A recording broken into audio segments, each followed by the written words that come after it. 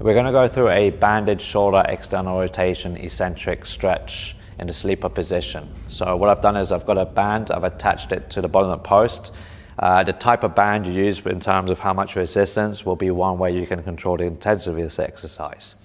Now, so what I'm going to do is adopt the sleeper position, and I'm going to be facing, so I'm going to be closest to the band. So I'm on my side in this position. Now I want to sit back a little bit. I can bend the knees or have the legs straight, it doesn't matter. What is important though is to have this sort of workspace, because you can explore. So all of this is areas that you can explore shoulder external rotation for this exercise. So I'm going to demonstrate with a sort of classic elbow in line with the shoulder how I do this, but then I'll show how you can change the position and get a bit more specific with this exercise. So right now I've got a little bit of tension on the band, but not so much. What I want to do is take the other hand and feed this band into my starting position. Okay, so I'm going to start here with the shoulder slightly internally rotated. I'll take a good grip and then slowly release tension from the band. And then what I want is that there's a good amount of tension so I can feel the band is pulling me eccentrically this way into external rotation. So right now this was quite an easy rep. So what I would do is I would move down a bit more and then try it from here. So again, same thing, feed the band, or from here I can also do the same thing. Take a good brace, slowly release the hand and control the eccentric.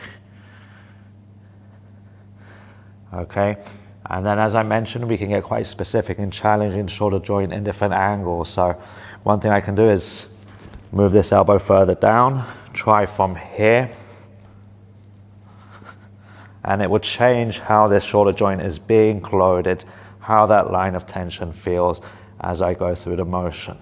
So there's one example, elbow a bit further closer to me. I could even have the elbow a bit higher than shoulder height, and then from here be performing the same thing. And you may feel quite a difference in terms of how strong, how capable you are from maybe elbow higher than shoulder versus lower than shoulder.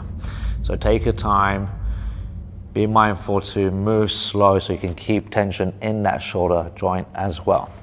Furthermore, what you can also do is play with that elbow rotation. So right now I'm holding neutral, but I could go maybe supinated, so rotate the wrist, perform the eccentric in that position.